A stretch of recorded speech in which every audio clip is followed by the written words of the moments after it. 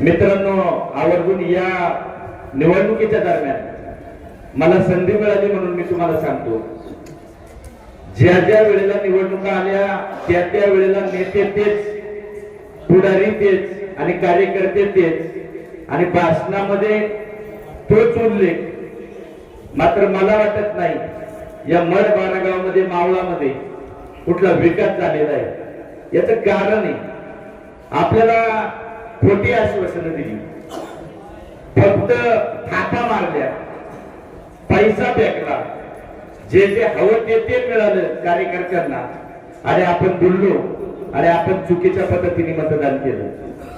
मित्रांनो, सांगायचं तात्पर्य एवढंच आहे, तळेरांमध्ये कधी जिल्हा परिषदच्या सदस्याला याच्या आधी तुम्हाला उमेदवार मिळाला का? मिळाला का? नाही मिळाला. तुम्हाला पंचायत समिती सदस्य मिळाला का? डिंगोरे गणाला मिळाला का? मग मला तुम्हाला प्रमुख हे सांगायचंय, जर आपल्या घरात आणि दारात पंचायत समिती सदस्य आणि जिल्हा परिषद सदस्य जर आपल्याला शरदादांच्या माध्यमातून मिळाला असेल, मग आपण मतदान हे भरघोस केलं पाहिजे की नाही केलं पाहिजे? आपला उमेदवार 400, 500, 1000 मतांनी नाही निवडून आणायचं आपल्याला. आज तुम्हाला या ठिकाणी गर्दी थोडीशी कमी पाहायला मिळत असेल, याचं कारण अचानक झालेलं नियोजन आहे. हे काय 8-8 दिवस बसून झालेलं नियोजन नाही. अचानक 2 तासामध्ये नियोजन झालं. दादांना इकडे आणलं, महेंद्र शेठ आणि त्यांच्या सहकार्यांनी नियोजन केलं, छान नियोजन केलं. परंतु मला असं वाटतं आपण 200-300 लोक या ठिकाणी जमलो असेल तर शिवसैनिक फार कडवट असतो. त्याचं काम आहे एकाच 1000, मग 300 किती? अहो, आमचा सुद्धा परिसर तुम्ही पिंजून काढाल एवढी ताकद तुमच्यामध्ये आहे का नाही? मग मला प्रमुख सांगायचे, इथून मागे आलेल्या नेत्यांनी भाषण तीच केली, कार्यकर्ते तेच, पुढारी तेच आणि स्टेजवर त्यांच्या बघले खालचे होते का नाही? ठराविक नेत्यांचं नाव, ठराविक नेत्यांना उमेदवारी. इकडे शिवसेना पक्षात तसं आहे का? दादांनी कधी हा विचार केला नाही कार्यकर्त्याच्या तिजोरीत किती पैसा आहे हा विचार नाही केला. त्या कार्यकर्त्याचे गुण पाहिजे, त्याचं कार्य पाहिजे, जनसामान्यात असल्यावर जनसंपर्क पाहिला. तो जनसंपर्क आपले सिंधुताई कैलास गारे अतिशय सुसंस्कृत, सुशिक्षित. मी उगाच भाषण टाकायचं म्हणून टोकत नाही, मी त्याकडेच आहे गटातल्या. परंतु माझा अभ्यास अतिशय या 2 महिन्यामध्ये त्यांच्या बाबतीत चांगला झाला. मी तुम्हाला आवर्जून सांगतो, आपले 3ही उमेदवार, जिल्हा परिषदचा एक, या गटातला पंचायत समिती गणातले 2ही उमेदवार निश्चित भरघोस मताने विजय होणार आहे असं मला या ठिकाणी निश्चित वाटतंय. परंतु आपण कुठल्याही पद्धतीने गाफील राहायचं नाही, कारण येणारे पुढचे 8-10 दिवस हे कठीण काळ आहे आणि समोरच्या उमेदवाराकडे काय आहे? समोरच्या उमेदवारांकडे नाही, त्यांच्या ड्रायव्हरकडे. त्याचा जो ड्रायव्हर आहे ना, तो नाही मागताय.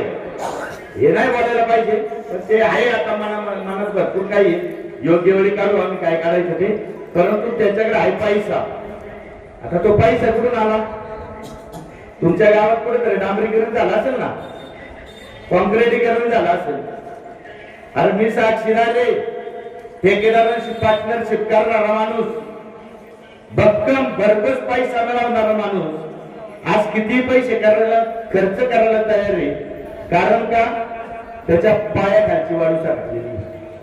प्रत्येक ठिकाणी पैसा कामाला येत नाही मित्रांनो. तुम्ही तळागाळामध्ये सर्वसामान्य जनतेमध्ये कुठले प्रश्न सोडवता, त्याच्या पाठीशी कशी भक्कम राहता. जनता ठरवते की खुर्चीवर कोणाला बसवायचं. आता पैसा कामाला येत नाही आणि तरी मी तुम्हाला एक विनंती करतो, आला पैसा किंवा अजून काही तुम्हाला आम्ही दाखवलं तर सोडू नका. ते आपल्या बापाचं होतं, फक्त ठेवायला त्यांच्याकडे दिलं, अजिबात सोडू नका. जास्तीत काही या ठिकाणी मी बोलणार नाही. मी तुम्हाला हात जोडून विनंती करतो मित्रांनो, ही संधी पुन्हा नाही. आज मड बारागावला जिल्हा परिषद सदस्य पदाची संधी मिळाली.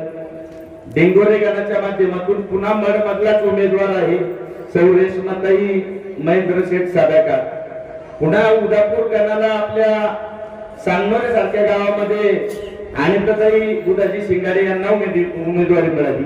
अतिशय सर्वसाधारण आणि सर्वसामान्य माणसांमधून शरदादा यांनी या ठिकाणी उमेदवारी जाहीर केलेली आहे. मित्रांनो, उमेदवार जरी गरीब असले तर मनाने ते फार मोठे श्रीमंत आहे. आपल्या भागाचा जर विकास करायचा असेल तर आपण सर्वांनी त्याच्या पाठीमागे खंबीर उभं राहिलं पाहिजे.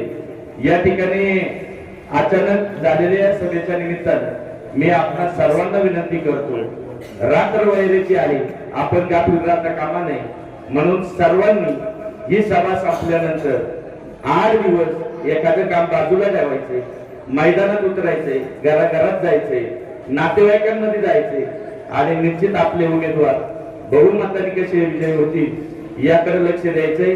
मी पुन्हा विनंती करतो, 7 तारखेला मतदान आहे. आपला जिल्हा परिषद उमेदवार आपल्याला माहिती आहे, पंचायत समिती उमेदवार माहिती आहे. फक्त डोळ्यापुढे धनुष्यबाण ठेवायचं आहे, त्याच्या पुढचं बटन दाबायचंय आणि आपल्या प्रत्येक उमेदवाराला या ठिकाणी विजय करायचंय. उपस्थित सर्वांच्याच वतीनं मी 3ही उमेदवारांना मनापासून या निवडणुकी दरम्यानच्या भरभरून शुभेच्छा देतो. धन्यवाद.